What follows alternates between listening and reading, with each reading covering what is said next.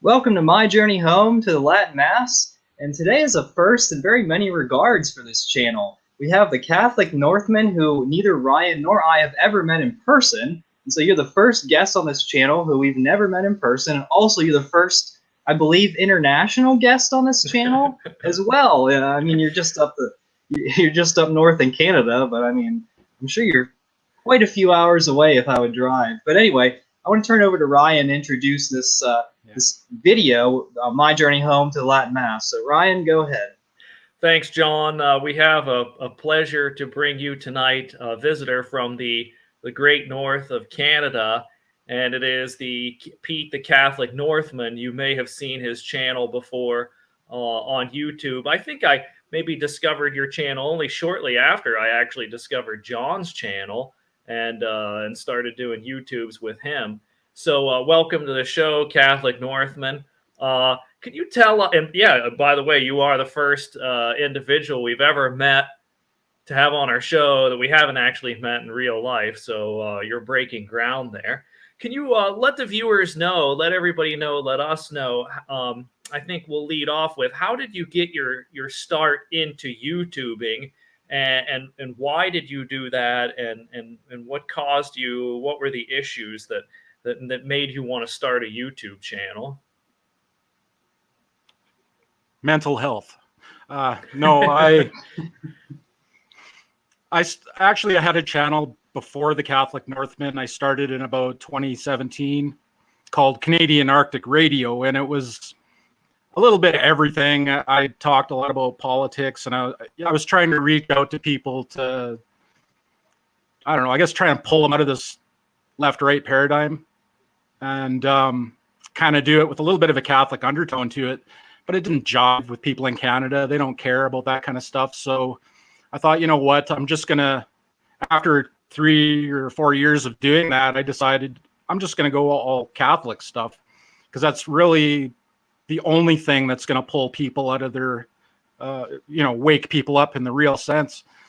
So I started the Catholic Northman, and the idea at first was to try and to inspire people with stories of lesser known figures in history that may or may not be saints, but were Catholic, that did maybe some heroic things, a little bit of spooky prophecy stuff. That's always interesting. And then I just couldn't keep up with that workload anymore. So I just switched to turning the camera around and just talking, getting my opinions on stuff. And I guess some people like it. So I end up where I am now. Mm-hmm. So if you don't know if you like it or not, why don't you check out his channel? I have it linked in the description below. That's definitely a plug. Check out the Catholic Northman channel, and if you're a fan, subscribe. Help him out. Yeah, I can be pretty angry sometimes. If you don't like Michael Voris, please check out some of my videos where I talk about him. I can also be quite pleasant.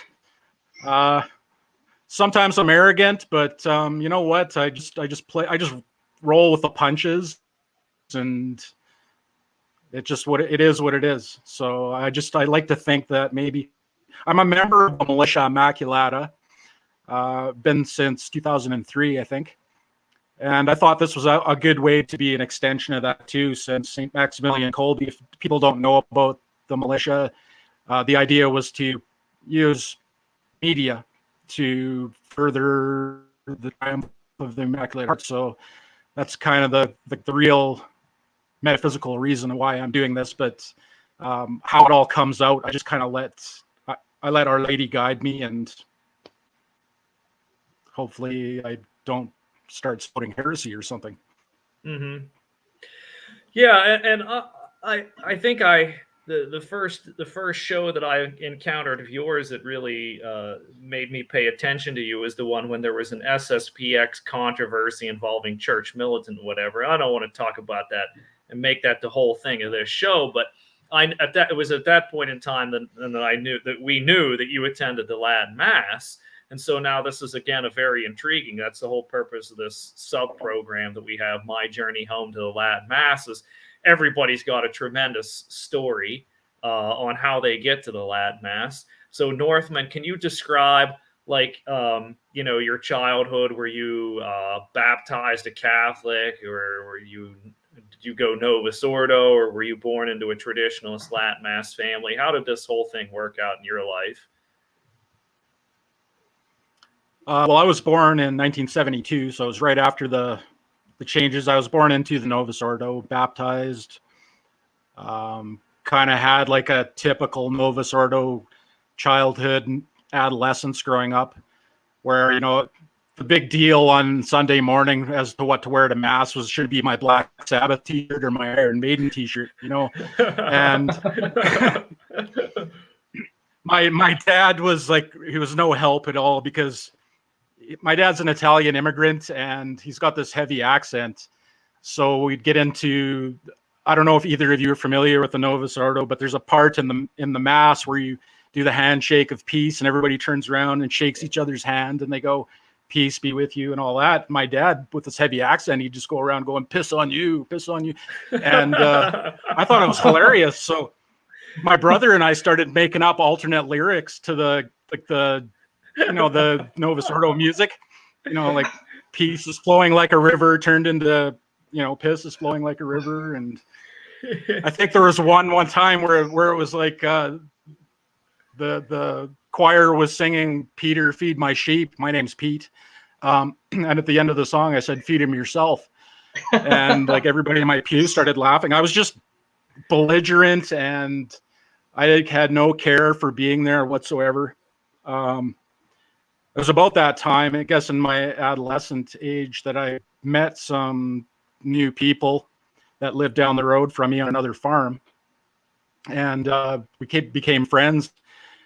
And they were telling me about this Latin Mass they go to. And I said, "Oh, I'm Catholic too." And they said, "No, you're not. You're a Novus Ordo Catholic. You're a heretic." And I'm like, "What? I'm a heretic?" Like, we learned about heretics in high school, and they always got burned at the stake. And I'm like, "What, are you going to burn me at the stake now or what?" Like, why do you think I'm a heretic? And then they started talking about Vatican II, and I've never heard of Vatican II. What's a Vatican II? I don't know what you're talking about. And then, so I started doing a little bit of research on my own, and I, go into the World Book Encyclopedia, because that's what we had at home at the time. And what is a church council? And then I looked it up, and I saw that Vatican II, at least according to World Book Encyclopedia, was a council that should fall in line with all of the other councils. So then I went back to my friends and I said, "You're wrong. This is a legitimate council," even though I knew nothing about it. Anyways, this went on for years, this kind of thing. And then I met my wife, who happened to be related to these friends of mine. Of course, she also went to the traditional Mass. And at that time, in about the mid 80s, I think, in the town that I'm in, this group of families, my wife and her family, my friends and their family, and other groups of traditional Mass goers bought actually the original Catholic church in the town that I live in. And they pooled their money, and bought it together, fixed it up, and it started inviting the society to come. And so there was this contention in our town. There was literally the two Catholic churches were a block away from each other. And, there's people waving their fists at each other. Nobody knows why they hate each other, but we just don't like those guys down the street because their girls wear skirts, or something to that nature. It was all dumb and stupid. It didn't make any sense. They're too prudish. I think that was like my Novus Ordo Catholic friends thought that the girls over there were too prudish. And that was kind of the sentiment behind it. There was no real theological it was all emotional based stuff. So, so then I started really questioning. It's like, if I'm going to be with this girl, I'm going to get married. How's this all going to look? Right. So I went to my parish priest at the Novus Ordo, and I explained to him what was going on. I said, "I'm dating this girl. She goes to the traditional Mass down the street. I'm not sure about what to do about all this, because it seems like, according to sources, that they're excommunicated or something." And so this priest, he was new at this parish, and he took an interest in me right away, because I was basically the only young person in the parish that actually wanted to go to confession. So Yeah, I know. Probably if I'm going too fast here or whatever, just stop me and get me to back up. But It's good. It's good. This, okay. So this priest, Father Leo Hoffman, I won't forget him.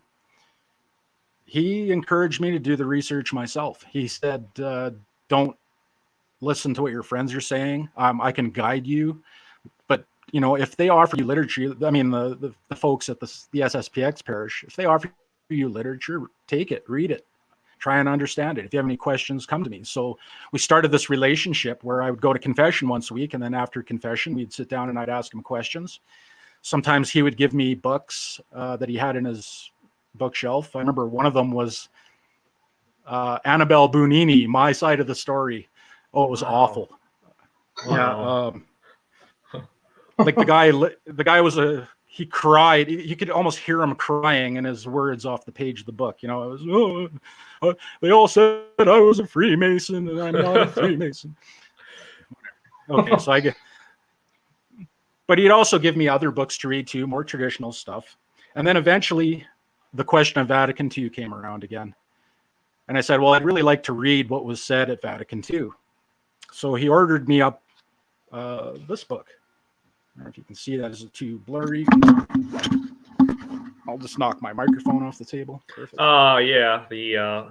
Is that the Flannery translation or what is it? It is the English, 1992 Vatican Council II. It's the entire documents of the council. Yep.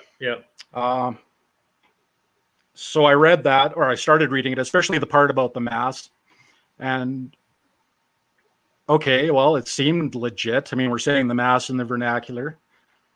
Then I was turned on to a book by Archbishop Lefebvre. Now I can't remember if it was Open Letter to Confused Catholics or something else, but his words were something to the effect of, it was the way the language was used in Vatican II that was so confusing that could take something seemingly orthodox and make it into something not heretical, potentially heretical, or at least at the very least cause confusion in the minds of Catholics. And we started seeing this with some older Novus Ordo parish priests who were having mental breakdowns because they didn't want to say the new Mass, and they probably were saying the traditional Mass in their private time, but they felt they were forced into this situation. So there was this confusing, anyways, the point I'm trying to make is that there was a confusing language used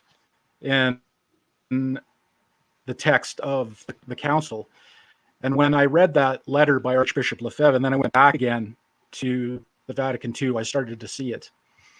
I started to see where they would use just little words to make things seem legit or seem like you needed to be obedient to it, but in reality, it was more like a suggestion.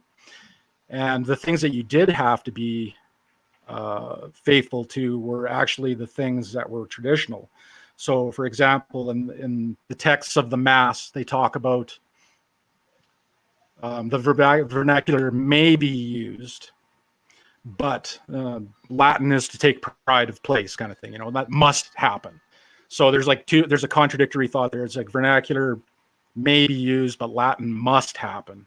Well, must to me sounds like a command, and maybe sounds like a suggestion. So it's causing this dissonance, right, in the brains of Catholics all over the place. And so once I got that out of my system, Vatican II was behind me, and I never thought about it again. Now, what year is this? How are you still in high school, or are you a young man, like in your early 20s when you're doing all this research and studying?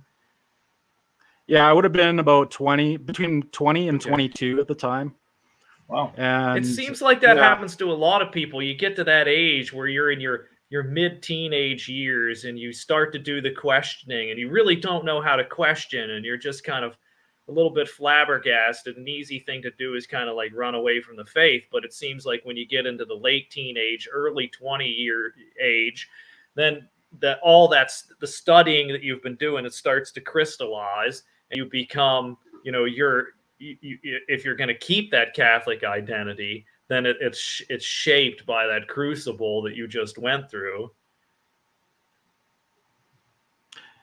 Yeah, and that's like a never-ending process, really. I think it was one of your videos I was watching a couple of videos back where John, I think he said you didn't use a Latin missal or something to that effect. And I kind of chuckled to myself because I thought back to when I didn't use a missal at all. I'd just go to mass and just kind of try and take it all in. And then finally I did start using a missal.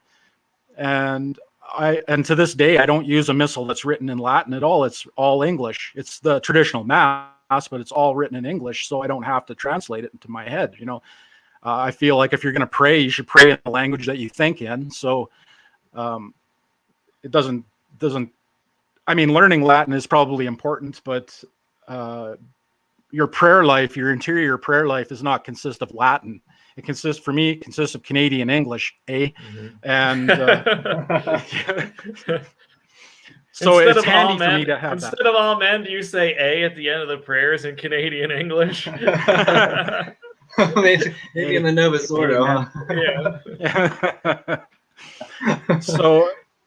Yeah. So there's this progression where I probably went 10 years. I didn't use a missal at all. And then finally I settled down into using a missal. Now I'm starting to get interested in learning Latin.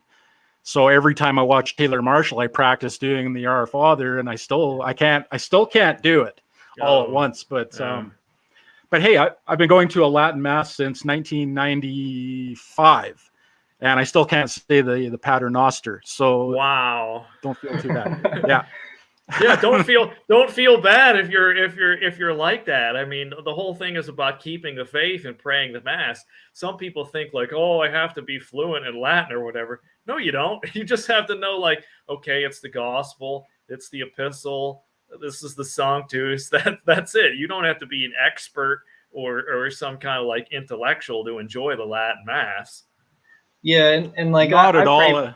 Yeah, I pray prayers in Latin.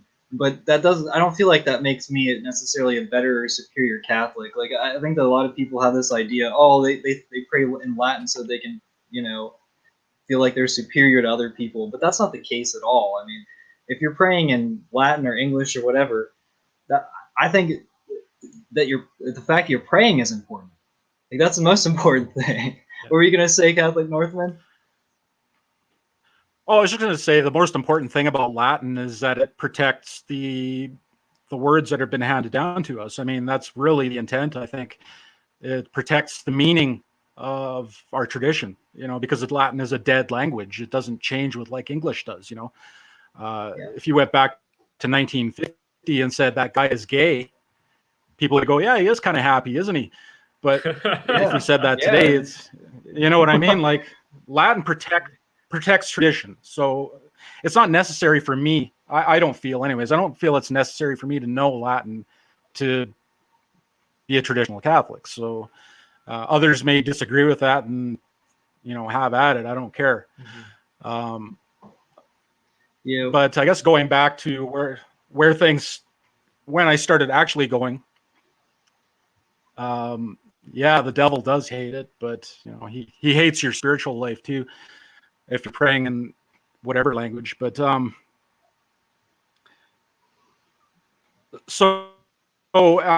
getting married to my now wife. We're doing marriage lessons, having marriage lessons with a society priest, having marriage lessons with the modern priest too, because I'm still confused at this time. I even got a dispensation from our local diocese. Let me pause here. So this is what year is this now?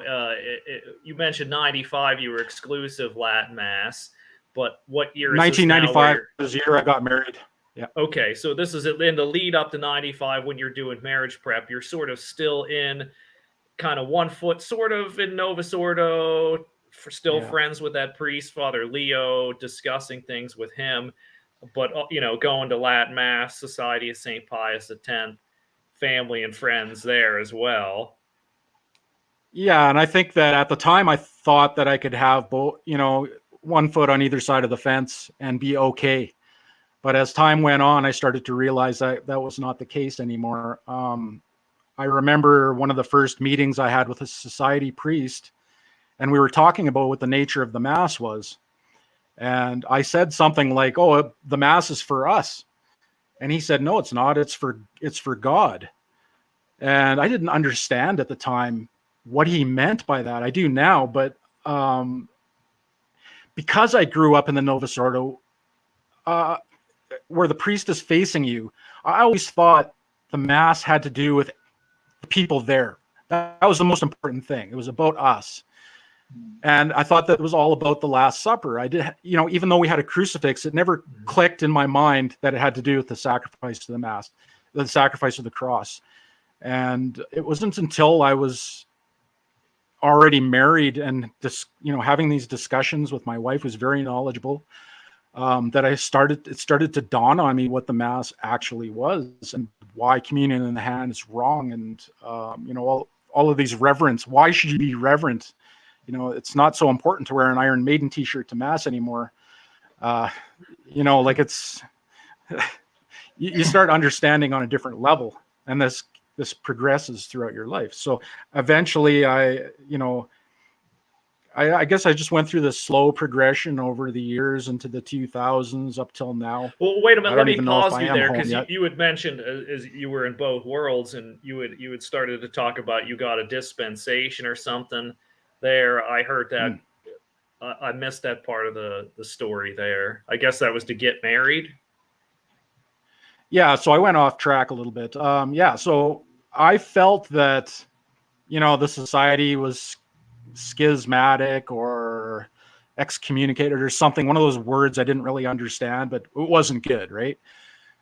So I asked to have a dispensation to get married there. I went through my priest to the archdiocese where I am, and they gave me a dispensation to get married at the society. That made me feel better. That's all I wanted to do, was just feel better. And that meant that, let me ask you that then, as part of that dispensation, did a Novus Ordo priest have to be there? Or was it just like an acknowledgement that, yes, SSPX priests are Catholic and they can do this sacrament. We just needed to give them permission to do it. That was kind of the impression I got. My priest from the Novus Ordo wasn't there.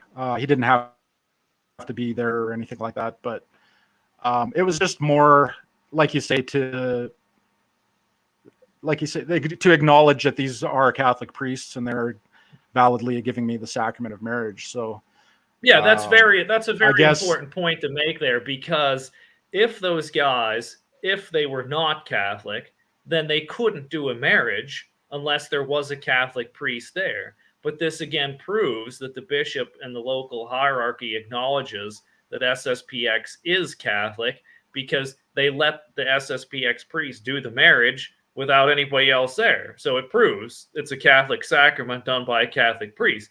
Not that if it's refused, it doesn't really, I mean, the negative is another question, but this proves that the diocese acknowledges the Catholicity of SSPX and their marriages.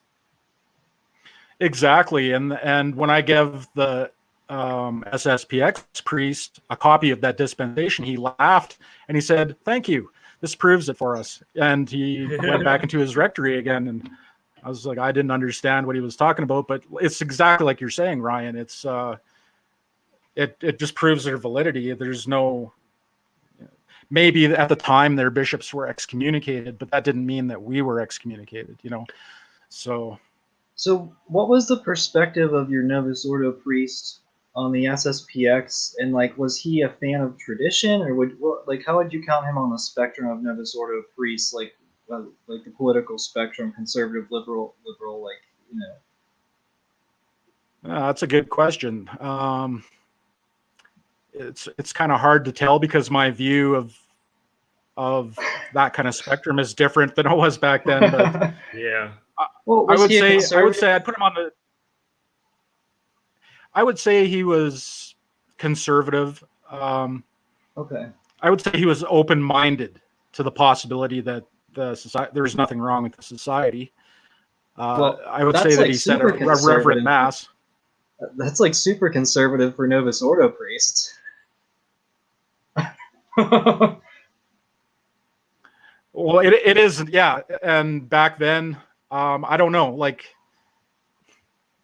it seemed like back in those days to some priests or some bishops, the society, St. Pius X, was just like a thorn. You know, they weren't just kind of give them what they want and they'll go away kind of thing.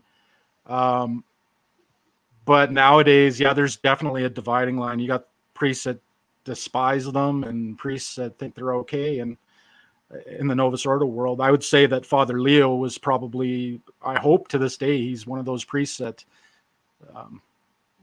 you know, thinks highly of them, at least.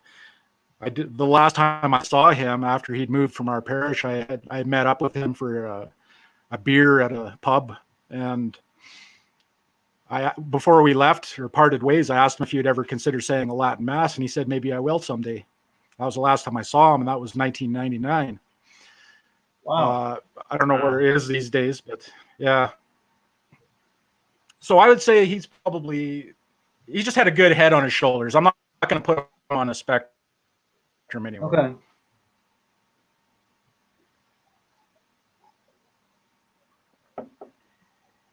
So you get married, and now you're kind of, are you continuously going to the traditional Latin Mass every Sunday now? And then how does this change your life in terms of, okay, so your parents were Novus Ordo and you had one foot in the Novus Ordo, but if now you're going completely traditional Mass, how does that affect these relationships? Well, my wife was of the opinion I will never, ever go to a Novus Ordo Mass, so just get used to that. And I thought, well, we should all be going to Mass together. So that was out of the question right away. There is no going to the Novus Ordo at that point. It was better to keep my marriage happy than to risk playing with any kind of feelings or how I think things should be kind of thing with the Novus Ordo. So I just let it be. And I wouldn't say that I was converted overnight by any means. I still had family in the Novus Ordo, and I still thought there was legitimacy there. There is still a legitimacy there, but I thought it was better than I think it is now. Let's just put it that way. Mm-hmm. So my parents, my parents being typical modern Catholic parents, we had 3 kids. I have 2 brothers. A lot of the parents, kids my age, they were a single child or 2 children family.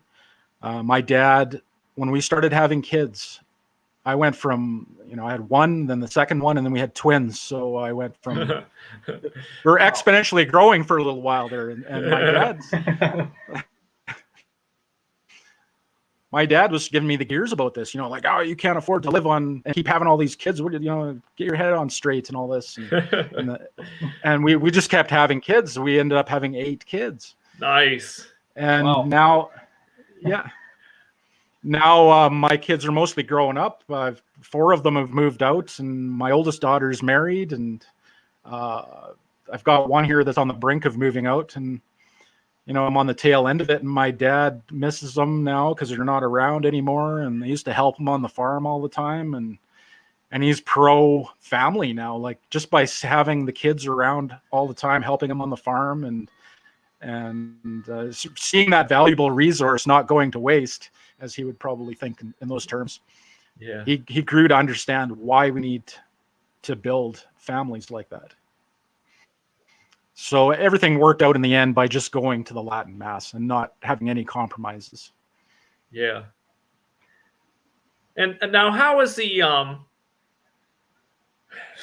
how is the Latin Mass kind of like shape your character? Because it seems like you don't go from just being an average kid wearing like whatever you said, like what was it, an Iron Maiden t-shirt or Black Sabbath t-shirt or whatever, wearing that to the Novus Ordo Mass, and then you go and now you're fully invested. You're like married, you're having these kids, you've made this commitment with your wife, traditional Latin Mass only.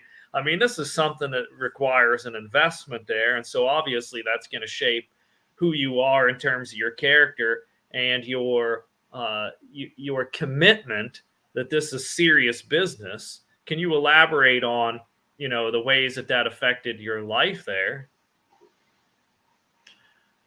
Well, I would say that, at least in material kind of way, it made us have to be lean towards being very self-reliant.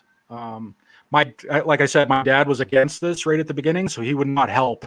Like a lot of people have their family they can fall back on if they need financial help. My family would not help, so we had to become very resourceful and self-sufficient, and it's paying off to this day. So that changed because, I guess, because there's no ease or comfort in your life when you go through stuff like that. It just makes you into somebody that's more resilient.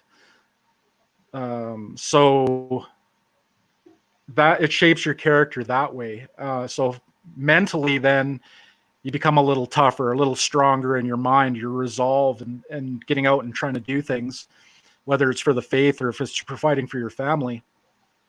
And then also as that progresses in your life, that resolve and that toughness, that self-sufficiency, you start to realize after a while that you need our Lord in your life big time, because you just can't do it yourself.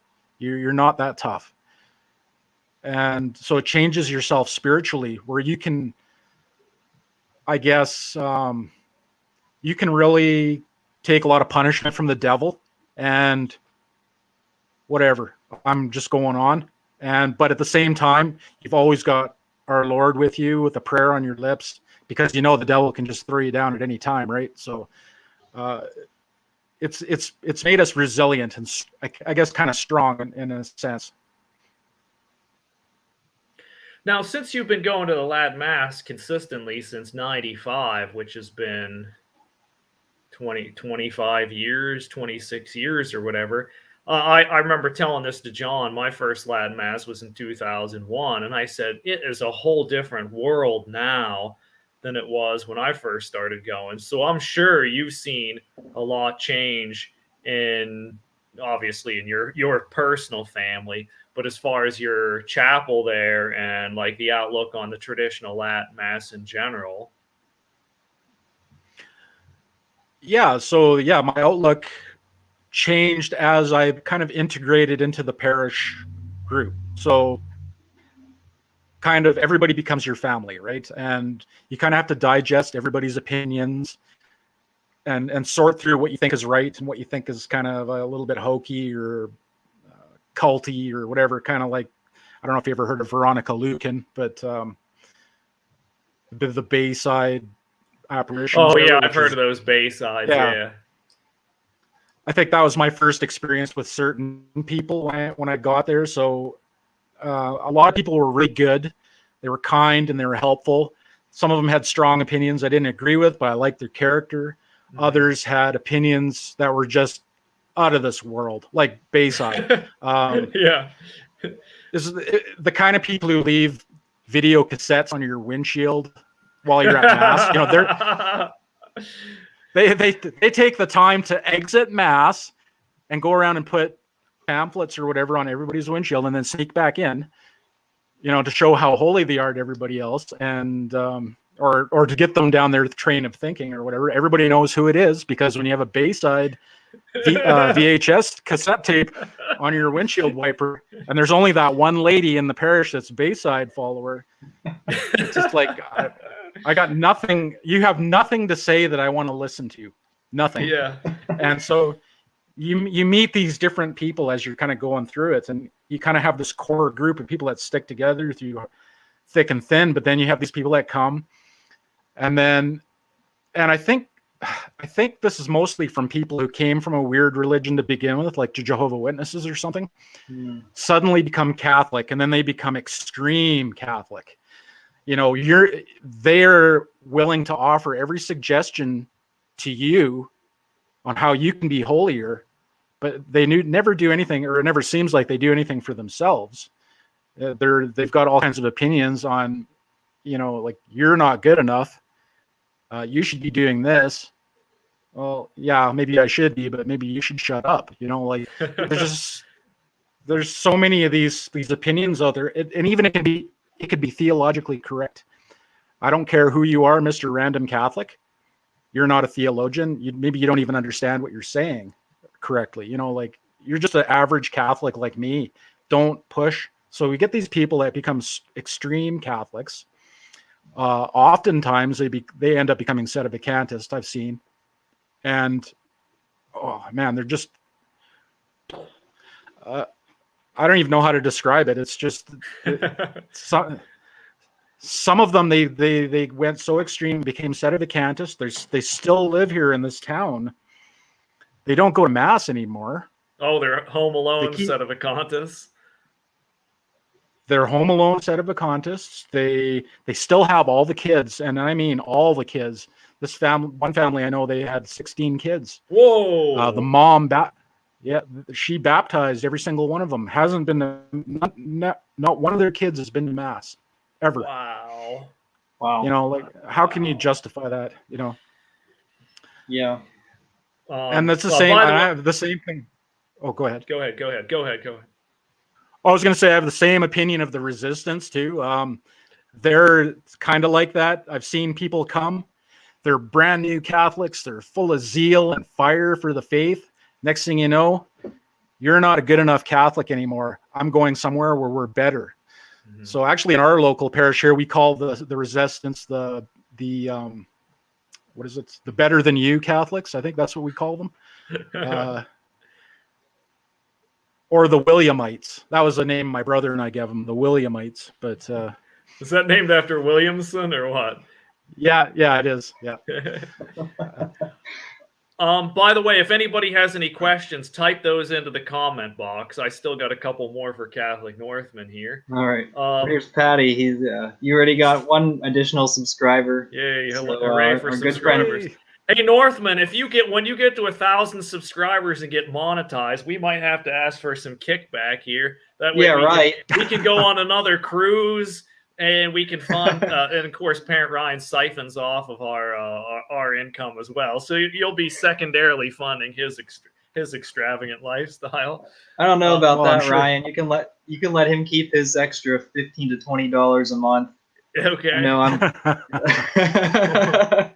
I'm. So, Northman, this is just a quick question. Yeah, by the way, please let everybody in the comments ask your questions for Northman. We'll get to those at the end. So, Northman, this is just a quick question. That Latin Mass parish that your wife grew up in, that would have to be probably one of the first. Was that one of the first ones around, like within driving distance of your town or your province or whatever? Was it an old chapel there? Well, the chapel itself was the original Catholic church in our town. So it was actually the church I was baptized in and the church my parents were married in. So ironically, I ended up back there again. Yeah. As far as the first Latin Mass parish, I would say that would have been in not here. There would have been another place in our province that started up first. And then we were kind of a satellite of them, and we still are to this day. Okay. But now you mentioned you mentioned that everybody should know this. When you start going to a Latin Mass, you are going to encounter interesting characters. And me personally, I love interesting characters, and I don't care if you're into all the apparitions, if you're into the conspiracy theories, if you're into whatever your devotion might be. Let's say it's Holy Face or St. Bridget prayers, or maybe you're a political trad or whatever. But I just enjoy all these people. And I think that's one of the things. Now, you have to be, when you show up, some people get turned off by this, because I know in our Latin Mass, we have, this is my first time or whatever.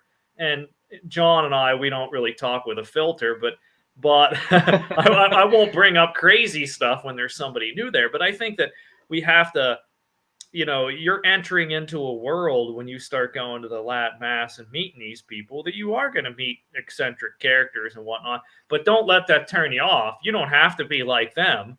You can still, work on cars, and you can still like football and basketball or whatever, and have the Catholic faith. You don't have to turn Little House on the Prairie and stuff like that automatically. Exactly. There's a one fellow in particular I'm thinking of there when you started talking about football, not football, but it actually had to do with boxing, but this isn't a guy in our parish, but somebody online. And you meet these interesting characters online too. Publishes a 1940s dissertation by some priest about how boxing is immoral. And I'm a martial artist. I've been in karate for 22 years. I have a second-degree black belt. I have much to say about that. I say that kind of training and those exercises are actually really good for you and ultimately for your mindset and for your spiritual life. But because this guy, he just had it, he had it in his head that it was because it was written by a priest that it had to be true. So, I mean, I guess I could have just thrown Father James Martin in his face and said, well, then you should believe this too. But Yeah. I didn't think of it at the time. And these arguments sometimes get frustrating.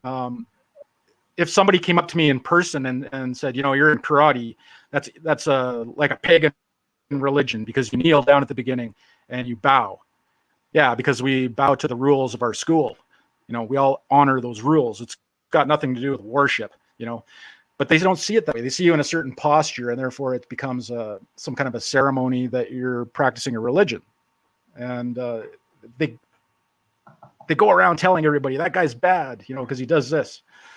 You got to be careful of those kind of people. Don't give if you're new, don't give people too much information about you until you know the people that you like, like it can be frustrating. I've seen people driven out of the church by people like that are just persistent. They persistently.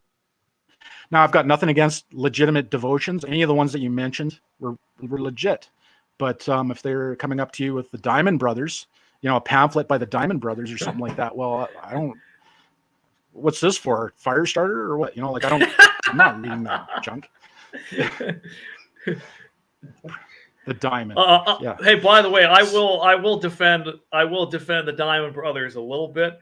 I recently met a guy who was converted from like agnosticism, atheism by the Diamond Brothers, and he made his way through like sedevacantism, and now he's like in the mainstream Latin Mass. So despite I will acknowledge that they're like 90% crazy, but there is some good stuff there.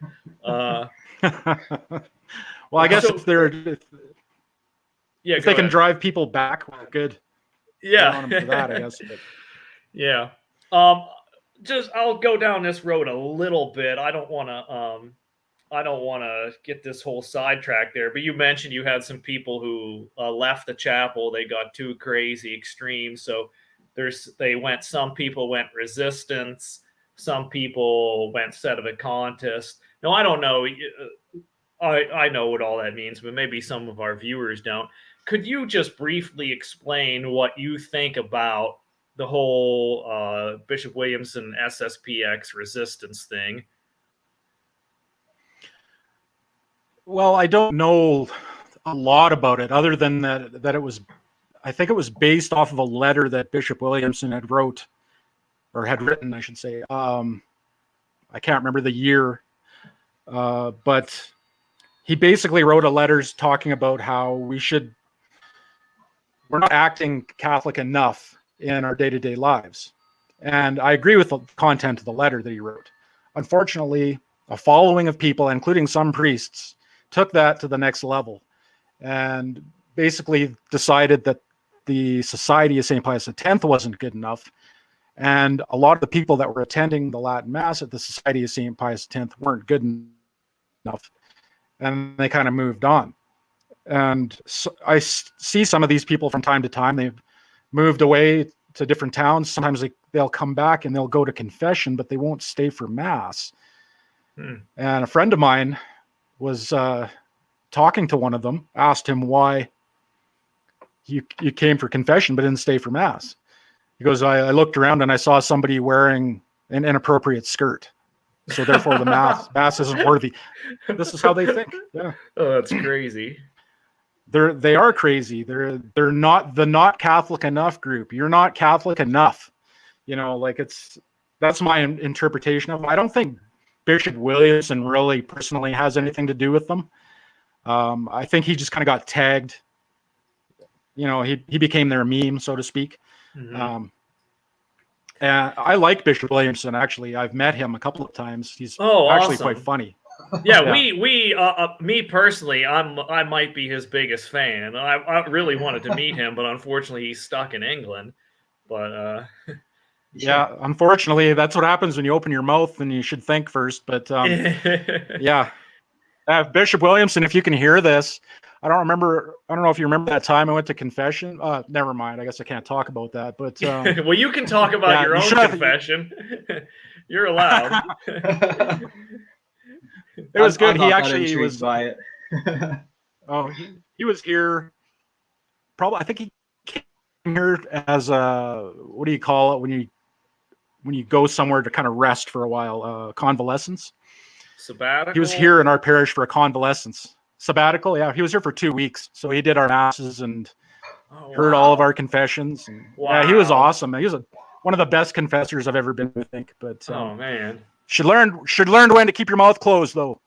Yeah. Bishop Williamson, if you're listening to this. Yeah, I want to take you to like the current point. Well, the last 2 years, I guess. You attend the SSPX chapel, and did your chapel close for the virus shutdown? And then, what does it look like now? Are there a lot of new faces? So that's the extent of my questions there. Yeah, so our chapel didn't shut down. At first, we rescheduled. We built a timetable so everybody could get to mass at least once a month, so that we would meet the government regulations of no more than so many people at a time. Then we exited lockdown again, and went back into it. We decided we weren't going to do that anymore, so we just made up some rules, no standing around after mass. People that are just sitting at the epistle side go out the back door. People that are sitting on the gospel side go out the front door. Try and spread it out so it looks like there's only 10 people there when there's actually a full church. We're pretty tricky about it. Yeah, but yeah, so we went from 2 Sunday masses to 3 Sunday masses. We've got people. I wouldn't say we've grown by we haven't doubled, but we're more of in a rural area, so we're not getting a lot of people. They have to drive a long ways to get here, a lot of them, but there's some people from a nearby town that are coming, a new family. There's I only go to the one mass at 11 o'clock, so I see about maybe 20 new people that are showing up at that mass. So I would say our parish is probably growing by a third since all of this, which is significant. Yeah. And I guess, I don't know, do you really pay attention to the state of the Canadian church? Because I saw this comment, in Canada they have general absolution instead of confession now. And I know that there's one bishop from, is it Newfoundland and Labrador, who required the jab in order to attend mass. So, I mean, is that kind of the way? Do you pay it? First off, 2-part question: do you pay attention to that kind of stuff? And does it seem like Canada is mostly going that direction towards, being very selective on who can even attend mass and, all that all the virus nonsense? Yeah, the only thing I really know is that they shut their doors for everybody, and I don't know about their protocols with the jab or anything like that. But as far as general absolution, they've been doing that for years. Here, wow. Even in my town, I remember attending. Yeah, they've been doing that for a long time. Wow. Joan of Arc. Hey, Joan of Arc, how you doing? Yeah. So a little bit more on that then, the general absolution. So you can just repent of your sins internally, even if it's mortal sins, and they just give you general absolution. Is that what that means? Well, it's a little bit more complicated. I think there's a special mass for it. So they do a mass, and then they do a general absolution at the mass. I've never actually been to one, but I remember them talking about it when I was still going to the Novus Ordo. So I know what was happening. Wow. I can't imagine what that would look like, but yeah. And as far as the Canadian bishops go, like they're so up to their eyeballs in residential school problems right now that I don't think we're going to have any problems. I haven't heard any Canadian bishops say anything about closing down Latin masses or, the fraternity or anybody like that. I think they're swimming right now in problems with this residential school. And, do you think, by the way, I don't, my perspective of this seems like this is something there might be a kernel of truth in all this residential school stuff, but to me seems like they're digging up, like creating stories to try to harm the church. Is that what is going on there? Tell me about it. That's exactly what's going on. I mean, the first residential school where these graves were discovered was in a place called Kamloops, and they found 216 graves, and the media reported it as a mass grave. That was the first thing they did. And as they kept discovering more of these unmarked graves, these unmarked cemeteries, the media kept reporting it as a mass. They kept reporting them as another mass grave found at another residential school in this province, and so on and so forth. And then the stories started to roll out on Facebook of how a nun kicked a kid to death, back in 1972, or she used her rosary to strangle a child to, there are things that are just uncharacteristic. Yeah. But like a nun kicked a kid to death. Whatever. Yeah. Yeah, if you kind of leaf through that story, it's kind of like, I'm not so sure. I remember Patty will remember in Ireland where they said, oh, we found all these baby skeletons here and in a well and all this stuff. It's like the country changes, but there's got to be some ridiculous story. Here in America, it's every priest was a molester. Now in Canada, they killed a bunch of indigenous people on these concentration camps. In Ireland, they have a lot of dead babies or whatever. I don't know what they were doing there, but it seems like. And then in Rome, they burnt down a city, so Nero had to put them to death or whatever. There's always some ridiculous story that the bad guys had to cook up.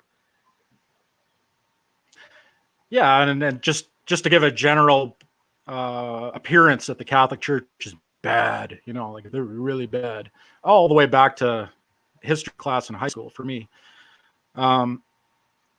It's been ingrained in people's minds so much here in Canada, in the education system, from the time I was in school to now, that it doesn't take much. I mean, the media can just say something dumb like mass grave, and instantly people think back to when they learned about how bad the Catholics were back in history class in grade 11.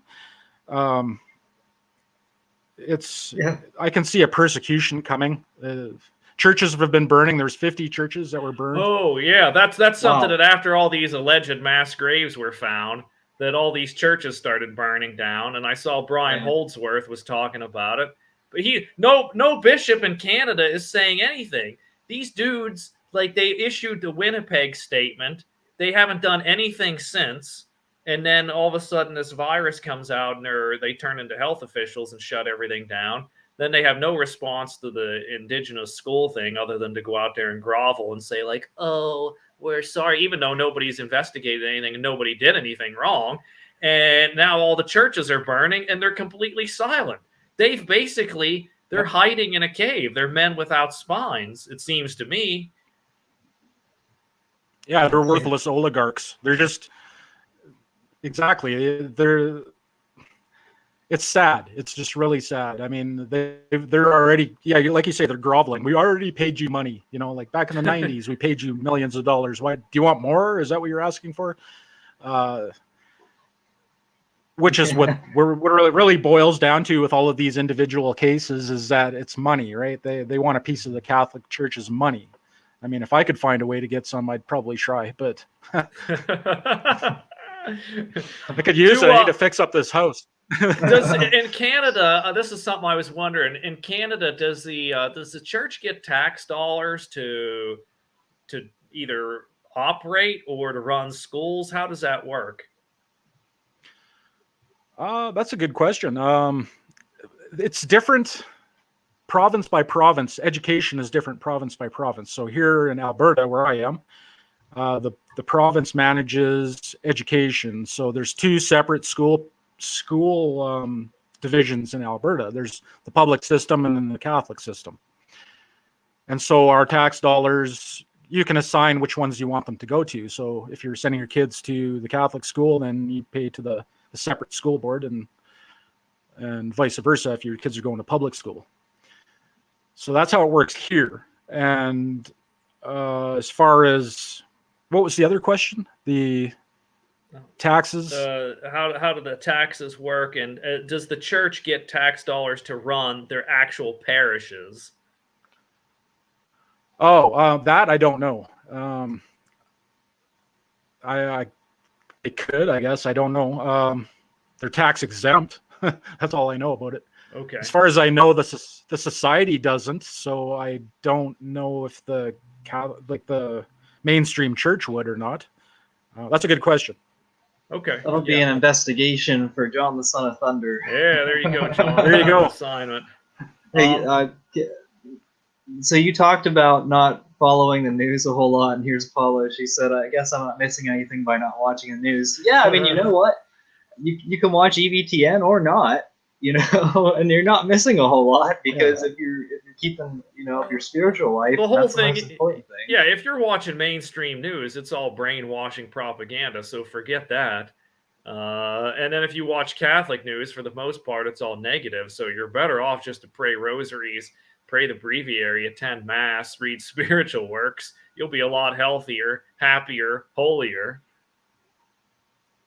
That's right, and stick to watching things like John the Son of Thunder and the Catholic Northman. Don't waste your time with Church Militant or places like that. Yeah. Well, quality over bucks. Yeah. Well, before we close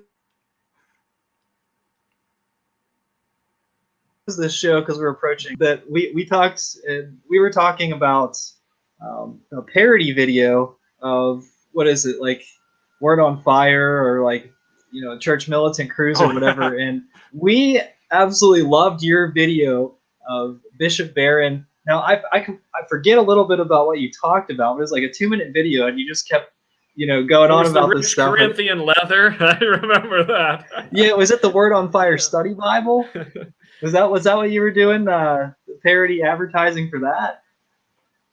Yeah, I was doing a parody sales pitch, I guess. So yeah, it started off with the Word on Fire Bible, but then I was trying to think of how I should do this. I actually wrote it all down and memorized it. But, it started from an episode of WKRP in Cincinnati. Oh. That's where I got the first couple of things. Yeah, and then I just built on it from there, and then it just started coming to me, and I just decided, hey, I'm going to turn this into a sales pitch and make up a bunch of ridiculous sounding things, and that's what it turned out. So yeah. Well, that was, go there and check it out. Yeah, definitely check it out. I will give you my endorsement of that, because I've done some parody videos for Taylor Marshall, and your video just had me cracking up. Yeah, I want to do more of those, but it's so hard to come up with the material for that stuff. So yeah, you have to have the right timing, and and someone else will take your idea if you don't. Well, it record helps. it right away. We come up with a lot of ideas because we hang out with each other after Mass on Sundays, and then we'll say, hey, let's do this week. And I can tell you, it's a lot easier to do a show and there's somebody else with you, because they're providing feedback. I imagine it's pretty hard when you're just talking into a camera to stay on topic or whatever. Yeah, or get bored of yourself talking. Usually I have to.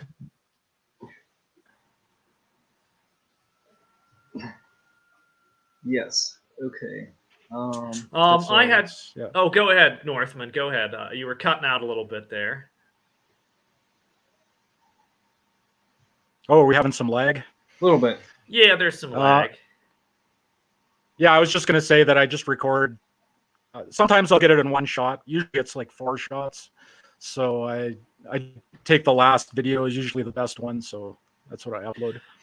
Before we finish and do the closing remarks, I just wanted one question about you said things are starting to get bad there in Canada. You definitely see a persecution. Can you see it a situation where some Catholics might have to flee Canada? If you're in Alberta, that's kind of up there in the west, and could you see a secession or something going on there? What do you see I know this is prognostication, but what do you see the future there for Catholics in Canada?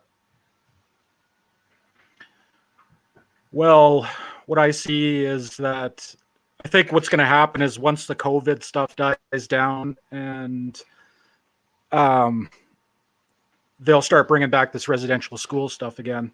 The fires may start up again. I don't know. I think there's enough backlash about that might not happen. But if it does, if the fires do start up again, there's going to be, I think there's going to be a media run on how bad Catholics are, which will eventually turn into a narrative that people will start becoming ingrained. It'll becoming ingrained in people's thoughts more often, and you're going to start seeing Catholics being persecuted at their jobs and perhaps not even allowed to work because a lot of them won't even get the shot, you know. So there's going to be that kind of persecution too, I think.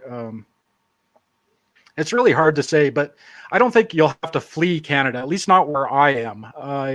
We're pretty safe. We're pretty off the beaten path here.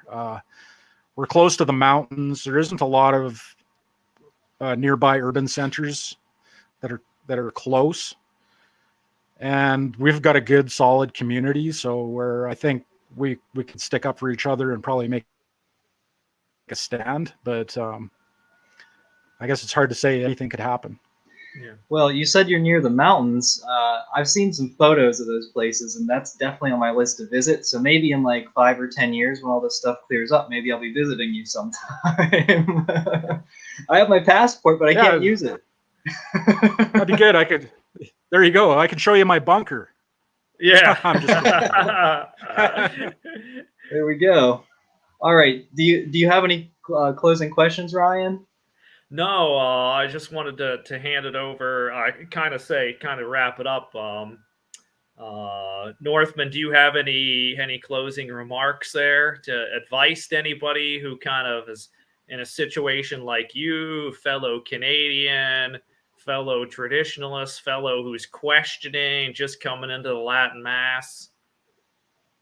Yeah, I would say, ignore the internet. If you're interested in checking out the Latin Mass, just ignore the internet. Don't do any research. Just go to one. Go to one, see what it's like, talk to some of the people that are there, talk to the priest, get a sense of what it's all about, and then decide. Then go to the internet and do some research and make up your mind. But don't let yourself be influenced beforehand. All right. Well, thank you so much for your appearance on this show. It's been an honor to have you on this show. I mean, this was a great one, and loved your testimony and everything. We had a lot of unique viewers. I haven't seen a lot of the people in the live chat before, so they tuned in. Hopefully everyone will consider subscribing to the Catholic Northman channel. Check it out, see what he has to say, especially that parody video. And that's going to be it. So thank you so much for watching. Until next time, we are the laity. And we will not be silent. We will not be silent.